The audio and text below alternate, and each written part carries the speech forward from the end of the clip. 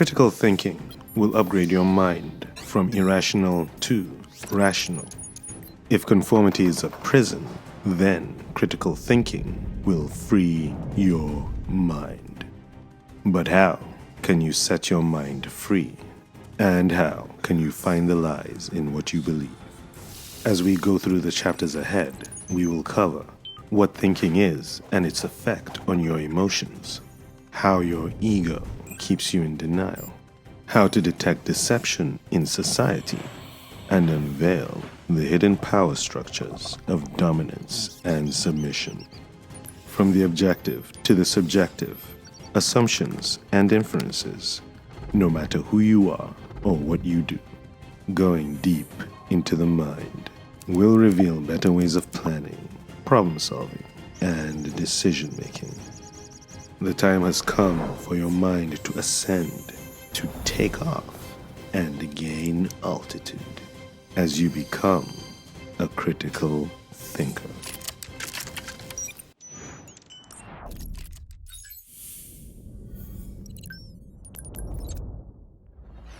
So let's begin. What is thinking? I mean, yes, thinking is something we do all the time. But how do we know the moment thinking begins? How do we know when we've stopped? And how do we gauge the quality of our thinking? As you ponder this, you could say you are now thinking about thinking. But at what exact moment did you start doing this? Knowing what triggers the process of thinking will not only give you the ability to start the process on demand, but also make you aware of the exact moment when you stop thinking. So back to the question, what is thinking? The second I asked this question was the second your mind sought the answer. Thinking, therefore, is triggered by a question. The process of thinking is the act of finding the answer to that question, and the thinking stops when we conclude that the answer we have is satisfactory. It also continues when the answer we end up with generates even more questions. So to think more often, we must ask more questions, which means questioning things around us. But if asking more questions is what will improve the quantity of our thinking, then refining the process of moving from question to answer is what will improve its quality. And the better the quality of our thinking, the more critical it becomes. So here's a question. At what point does mere thinking evolve into critical thinking? To uncover the answer, we must first of all dive deep into the mind and reveal how it works when we think.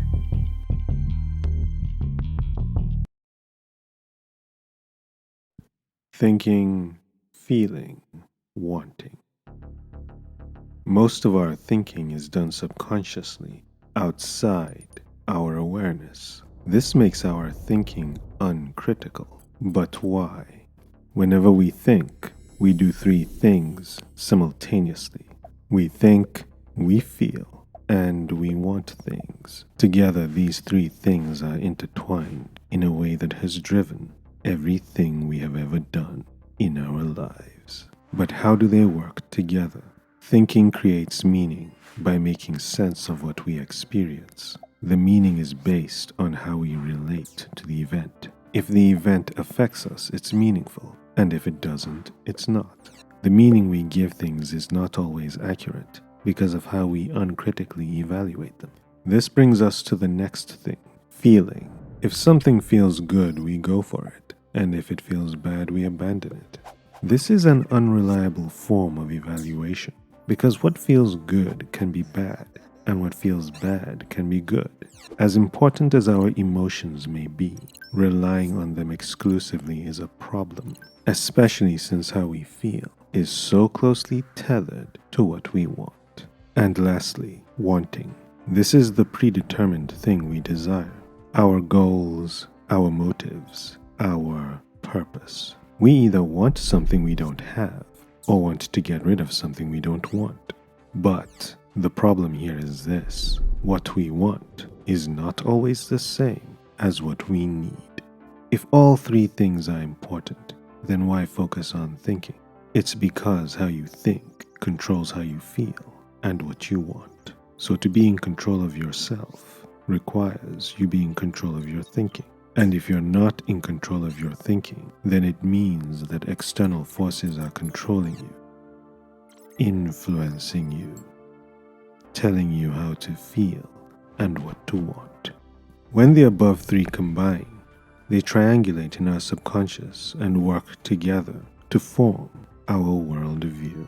And how we see ourselves in relation to the world governs the actions we take to become who we are. To put it simply, we observe, we think, we do. There's just one problem, and that is the fourth function of the mind. It's a function that's hidden, a function we deny even exists. And it is that very denial that gives it power over us. But it's about to be exposed.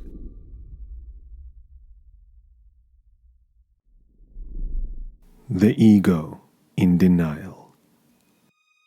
Our subconscious thinking is automatic. This makes sense because it saves time. Otherwise, we will overthink everything. This works as long as we are rational. The problem is that it can also make us irrational. And when we are irrational, we force ourselves to believe that we are rational.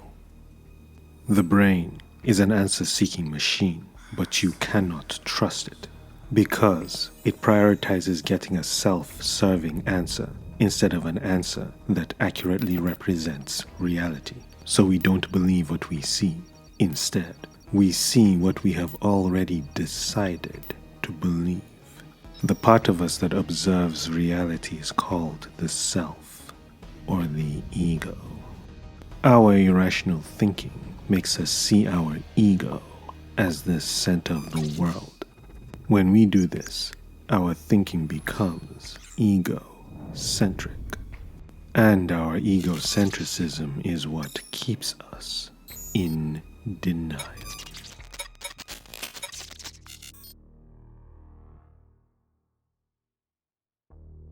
All manifestations of egocentric thinking require self-deception.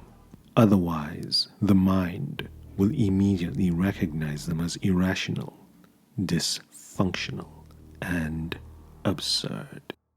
Richard Paul and Linda Elder, authors of Critical Thinking. Our egocentrism drives us to do what we know is wrong, and self-deception disguises our irrational thinking as rational. This is how we end up believing our very own lies. Assessing our own thinking therefore goes against our interests, which makes us prone to remaining uncritical. But it doesn't stop there. If irrational egocentrism keeps an individual in denial, then imagine what will happen when an entire group of people, made up of uncritical thinkers, come together to form the social structure we call society.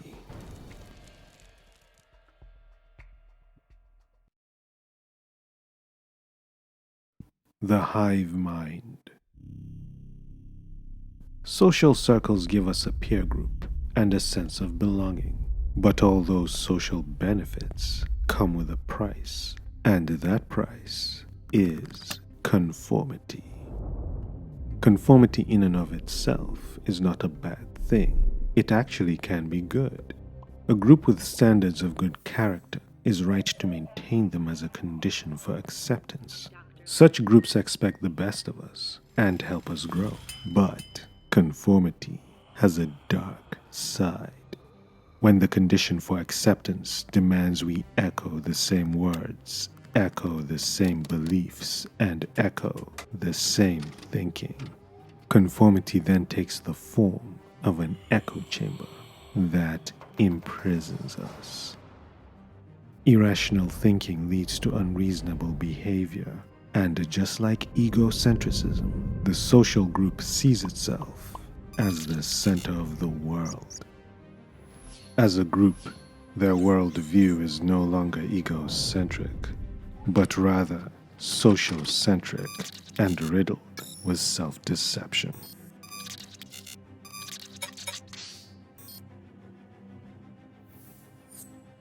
Our strong desire for acceptance gets the best of us, so even when we detect deception and see the distorted worldview for what it is, we still accept it to be accepted. So we voluntarily submit our own worldview for distortion. We know it's irrational, but yet we remain in denial, and we deceive ourselves into believing that it is rational. Thus we become part of the group and part of its lies. We chant the supposed superiority of the group, while outsiders are dismissed as inferior. Soon, the group becomes who we are, and to be critical of the group is to be critical of ourselves. So we live in denial.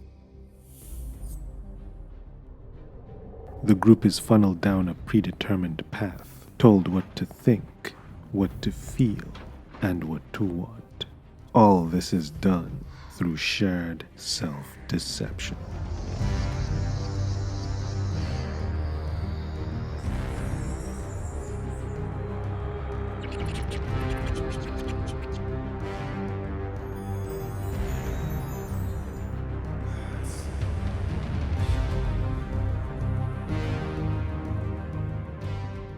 The echoes grow louder, sculpting the narrative of events to portray our group as heroes and outsiders as villains. We become part of the hierarchy, not to find our place, but to know our place. And hidden in this social order is the difference in the irrationality between those at the top and those at the bottom. And that difference is power. For where there is power, there is control. Therefore, there are those who control and those who are under control. This power difference further divides the ego into the dominant ego and the submissive ego.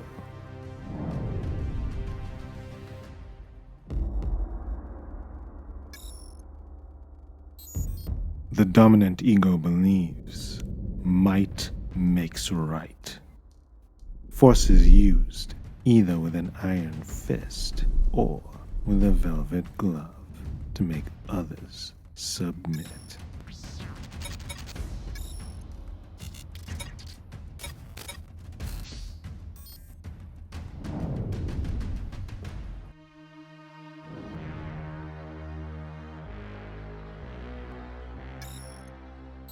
The submissive ego, on the other hand, engages in deliberate subservience by aligning their worldview with that of those who dominate them.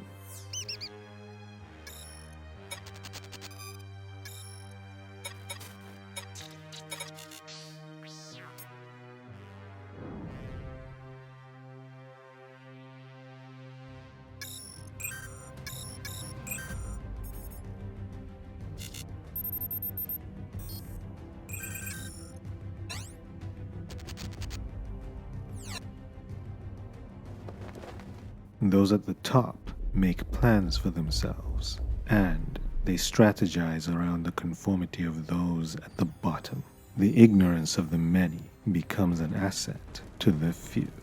With great power comes an even greater need for rationality. This is the only way power can be used both responsibly and wisely. We are all part of societies that sculpt our worldview. This is an experience we all share, yet there are those who think differently. Why is it that different people can experience the same thing in society, but yet respond differently?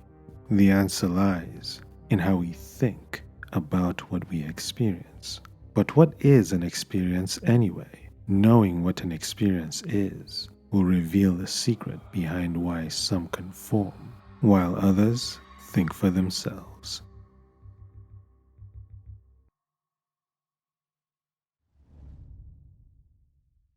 The anatomy of experience.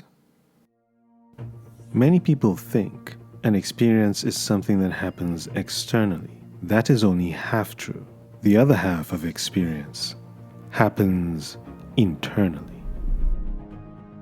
An experience, therefore, is what you get when reality becomes perception. This happens through a fusion between our external world and our internal world. But what creates the fusion? Knowing the mental steps we take to give something meaning will put us in a better position to question things long before we ever believe them. This is where our thinking starts to get critical. The information we take in from experience is filtered through our assumptions, which come from our core beliefs. Following this, inferences are then made, which become our conclusions. The information comes from objective reality. Our assumptions, on the other hand, are subjective, and so are the inferences we make. Knowing the difference between an assumption and an inference is part of the upgrade our minds will need in order to take it to the next level.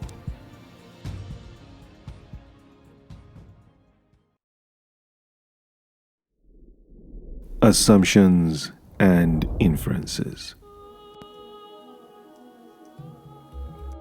We assume things all the time, but what is an assumption? An assumption is something we already accept as true without proof. They stem from our core beliefs, and we take them for granted. Assumptions can either be accurate or inaccurate, and this depends on whether what we believe accurately reflects reality or not. We have many assumptions stemming from our core beliefs. The more accurate they are, the more critical our thinking. An inference, on the other hand, is how we interpret what we observe. It's a mental step taken to arrive at a conclusion.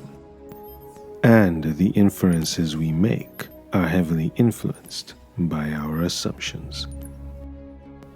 But how do they work together to create different meanings for different people having the same experience? As an example, let's say two people meet a fortune teller who predicts something bad about their future. How will they each react to this? To find out, we must get a glimpse into the minds of both of them and unveil their chain of reasoning. We will go through their assumptions, inferences, and meanings concluded. Let's begin.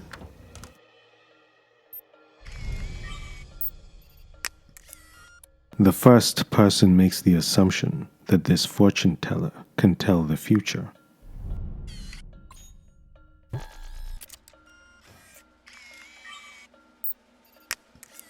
Following that, the inference made based on this assumption is that the prediction needs to be taken seriously. And the meaning then concluded is that their future is in peril. Thus we can see how this person's thinking makes them gullible. But how can someone else experiencing the same thing think in a way that would lead them to a different conclusion?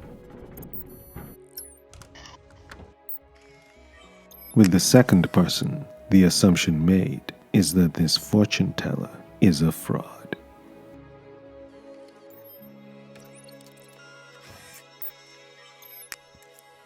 The inference built on this assumption is that there is no need to take this prediction seriously.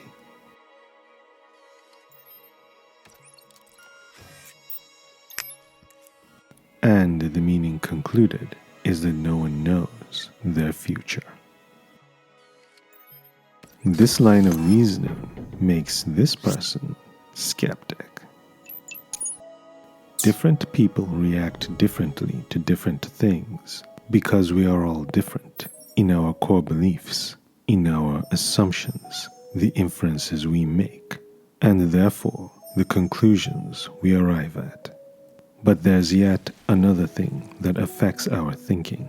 It's something we use on a more conscious level, and that would be concepts. But what is a concept, and how does it affect our thinking?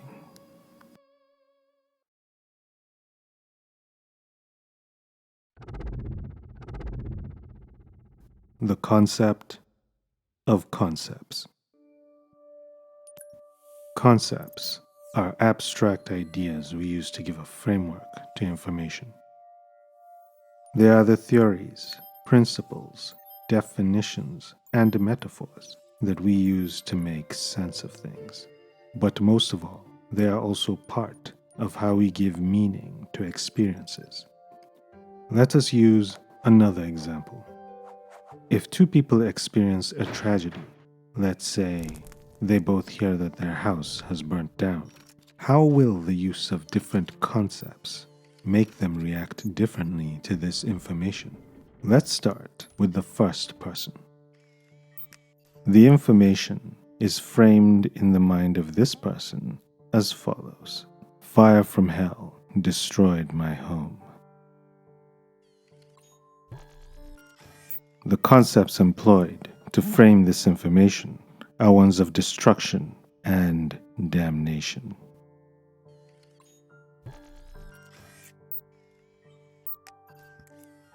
The meaning then concluded is that this is divine punishment.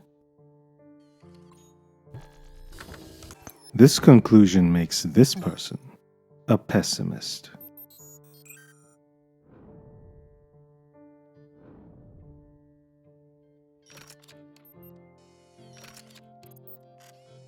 Now, consider the alternative with the second person. With this person, the information is framed differently. Fire brought home a new beginning. The concepts used to frame the information this way are ones of purification and rebirth.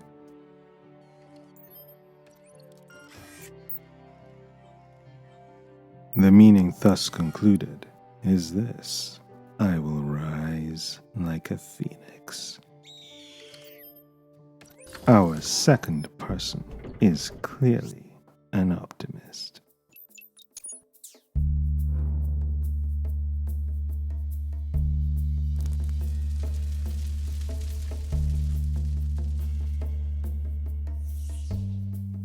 This demonstrates that the same event can be reframed by concepts to change the meaning concluded. The different ways different people think lead to the different ways different people perceive things. This is why we say reality is perception. So we don't see things as they are. Instead, we see things as we are. While it's certainly difficult to maintain an attitude of optimism in the face of tragedy, we should always remember that it is our attitude and not our aptitude that will determine our altitude in life. We have so far identified many pieces of the puzzle when it comes to thinking, but how do they all fit together? The next section will reveal how it all adds up seamlessly, and all it takes is a little bit of common sense.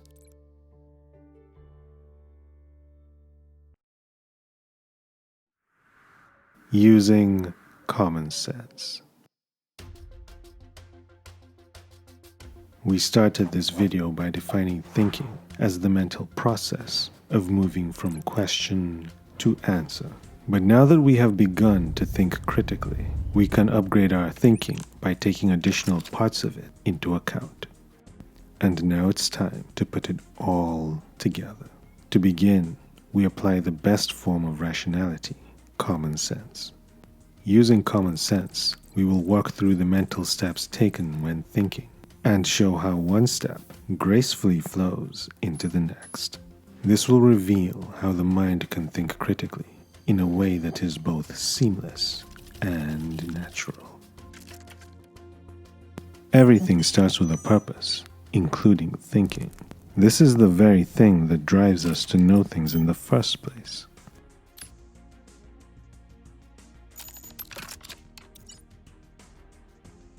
What we want to know determines the questions we ask, which then initiates thinking.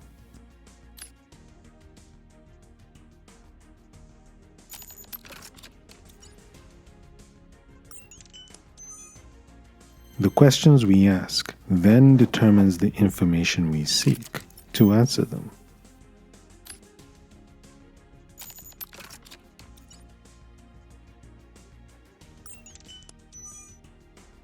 We then interpret the information using the assumptions from our core beliefs.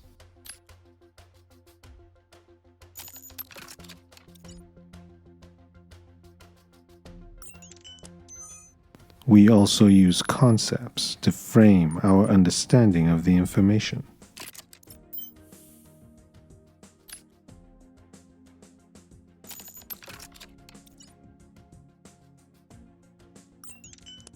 Following this, we then make inferences that become our conclusions.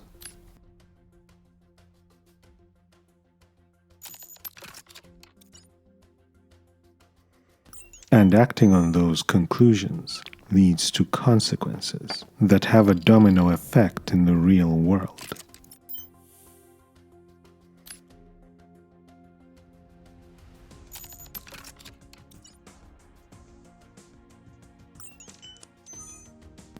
And finally, our perception of reality determines how we see the world by shaping our world view.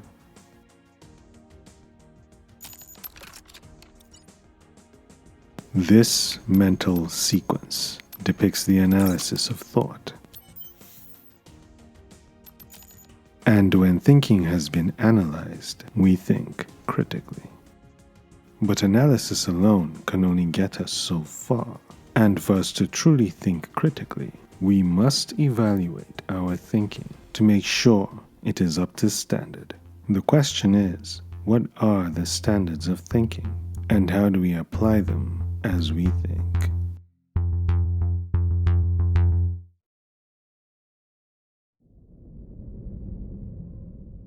Thinking with standards.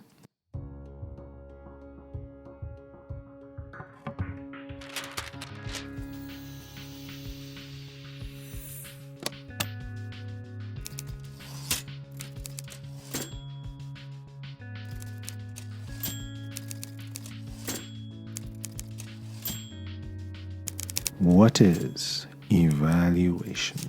Evaluation is the examination of something in reference to a standard of quality.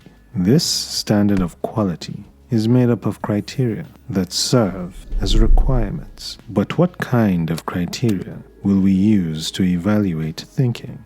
What does thought require to be considered up to standard? There are a number of things, 8 of them to be exact.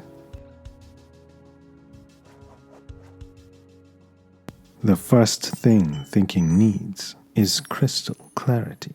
Without this, your thoughts will be muddled and will remain irrational.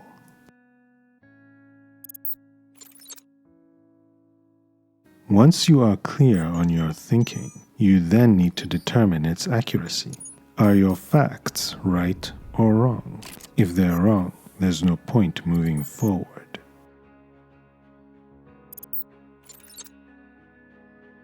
But even when thinking is accurate, there is still the additional issue of precision. How precise is your thinking, and do you need to be more specific? For example, consider the following statement. A large percentage of people agree. This information may be clear, it may even be accurate, but what does large mean? A specific percentage is needed.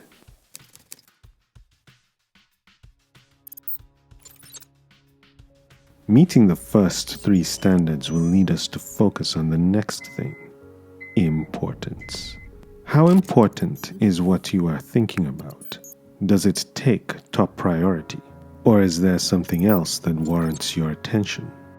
But even if it is important, the next question is whether it is relevant or not.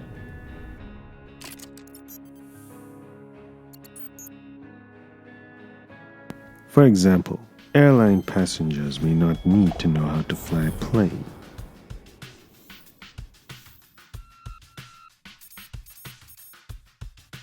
But they do need to acquaint themselves with the safety instructions, because it's both important and relevant to them. So we can think of relevance as what links information together.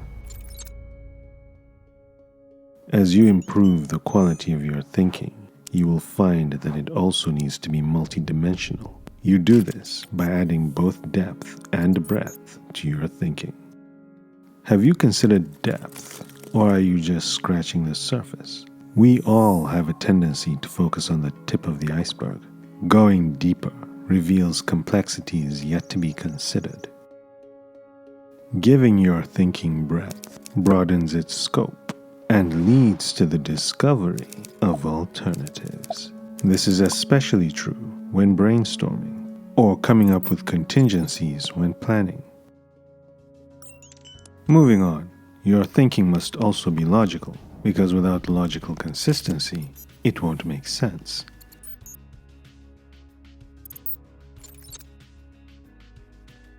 And finally, fairness. Caring about others is the most critical part of critical thinking, because no one cares how much you know until they know how much you care. If analysis unveils the elements of thought, then these standards inform us of how well we are using them as we think.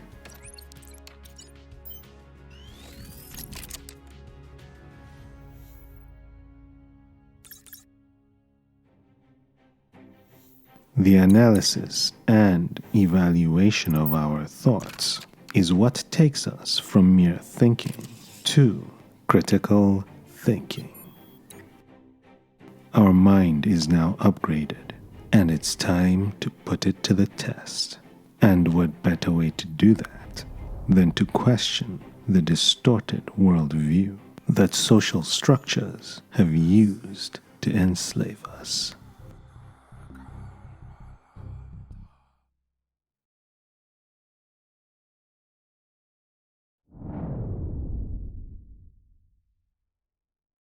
Free your mind.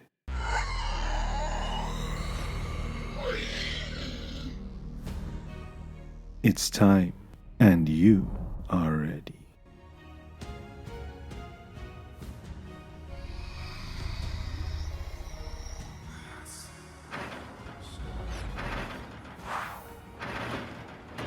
Your mind is sharp, and you will use it to cut through the deception around you. We will start by applying our critical mind to the submissive ego.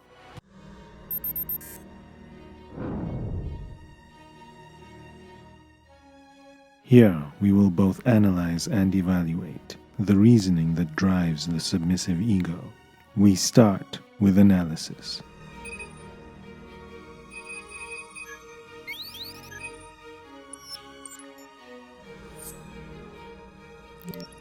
The purpose of the submissive ego is to submit to anyone more powerful.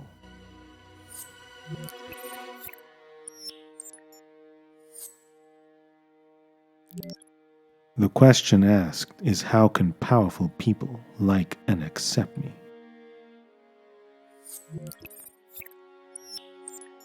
The information sought after is to help the submissive ego learn about powerful people's likes and dislikes. The assumptions embedded in their core beliefs are as follows.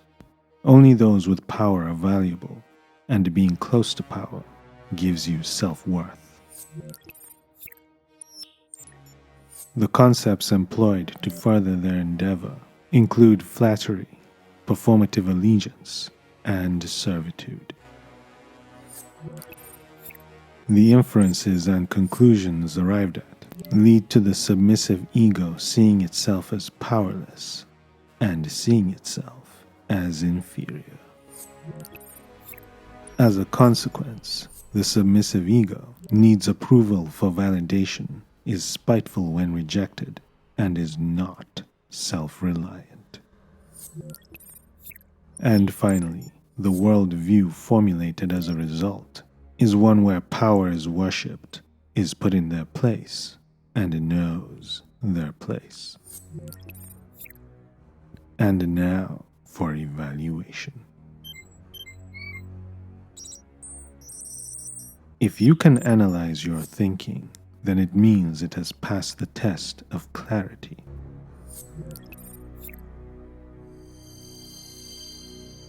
However, thinking driven by irrationality will not meet the remaining criteria and will fail the test of evaluation.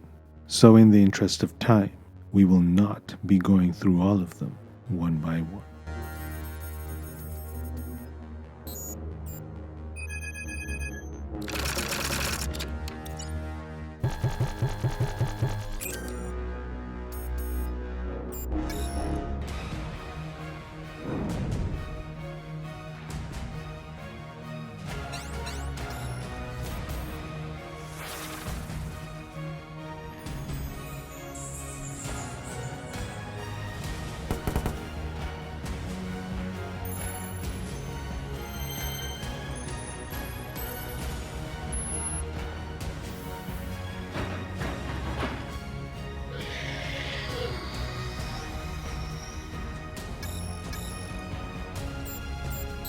Up next for scrutiny is the dominant ego.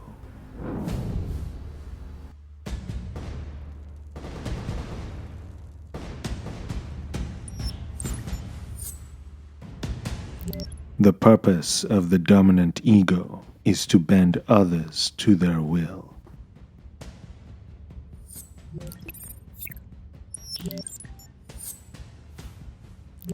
This raises the question, how do I force people to submit?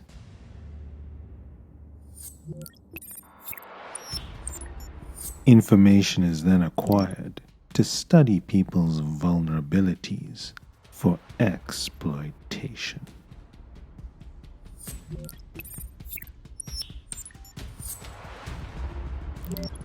The assumption made here is that might makes right.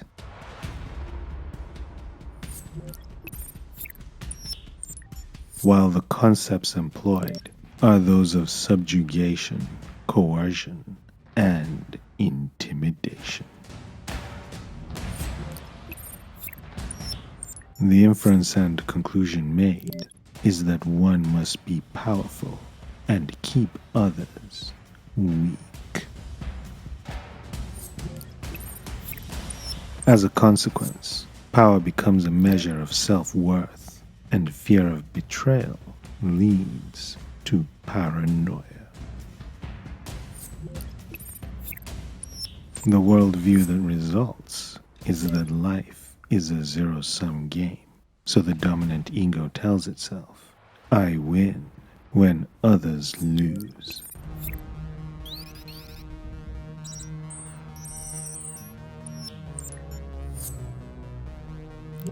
As far as evaluation goes, just like the last time, this passes the test of clarity, or we would not have been able to analyze it.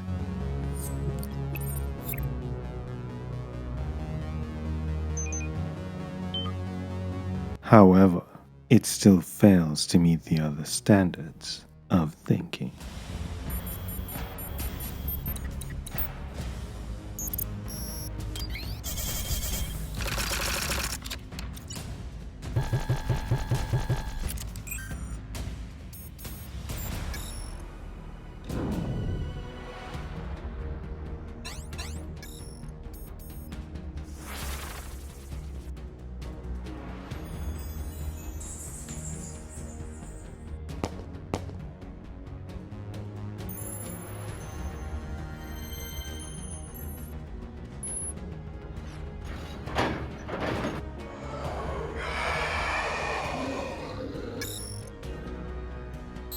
And finally, Sociocentrism. How do people think irrationally as a group?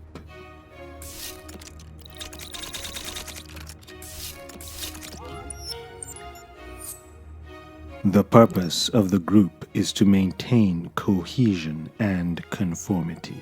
Also, to make the group believe it is superior.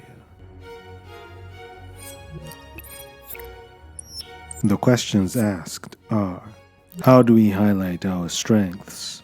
And how do we highlight the weaknesses of others? Information is then distorted to show events that portray our group as heroes and show events that portray other groups as villains. Assumptions made by the collective are that our superior righteous ways are threatened and other groups are out to get us. The concepts employed frame everything into an us versus them mentality, while propaganda is used to reinforce this. The inferences and conclusions drawn are that our group is better than all others, and people in the group tell themselves the group's identity is my identity.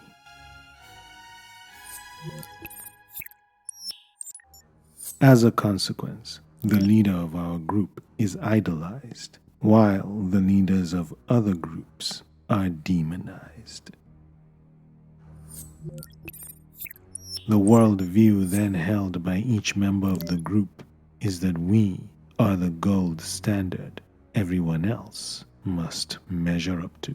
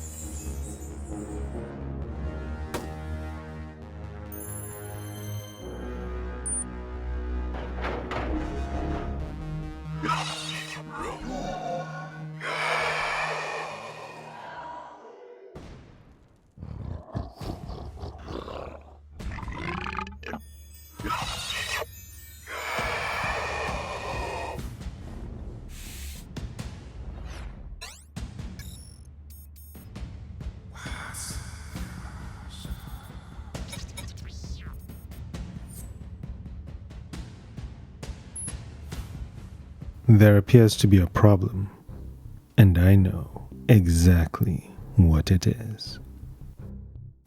When questioning things, the real enemy is not out there, but rather it is within us. And in this case, the enemy within is our ego in denial. So, to be truly free of deception, we must first of all question ourselves. Critical thinking may make us sharp thinkers, but this sharpness is a double-edged sword.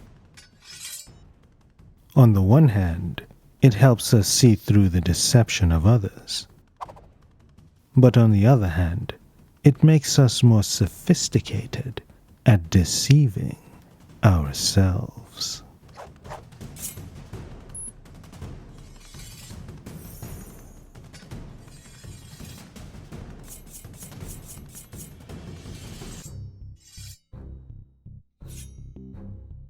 Applying the same level of scrutiny onto yourself as you would onto others is the final upgrade that will free your mind. The purpose of egocentric thinking is to get what the ego wants, even at the expense of others.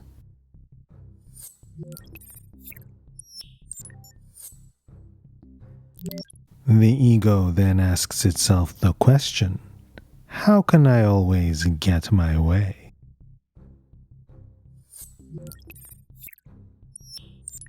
The only information that interests the ego is how to cheat the system and how to exploit people.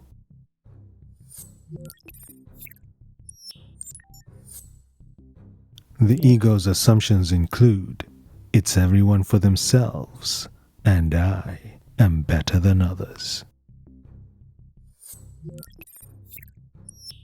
The concepts embraced make the ego focus on short-term gratification and reap what wasn't sown.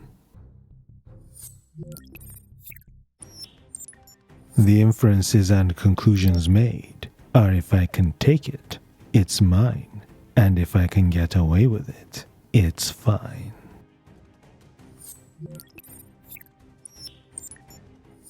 As a consequence, the ego creates victims, but when it suits it, it embraces victimhood. And finally, the ego's worldview makes it tell itself, I am entitled to what I want, and I am the center of the world.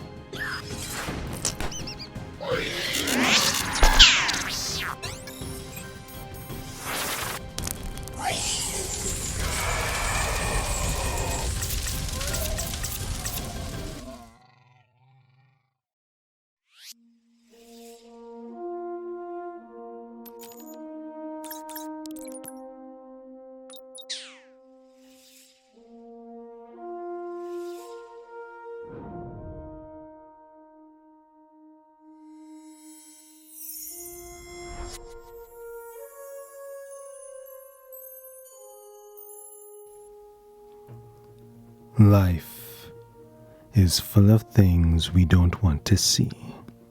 Its harshness is part of what makes it reality.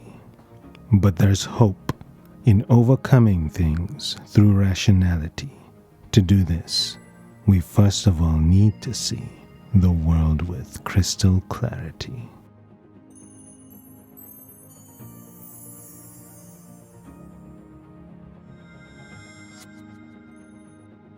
And although this will hurt, we must embrace positivity and align our perception with what is and not what we wish it to be.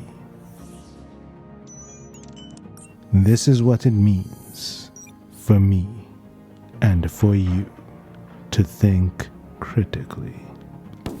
So go forth with your sharp mind and use the cutting edge of your upgraded thinking to carve your own path in the world. Good luck and good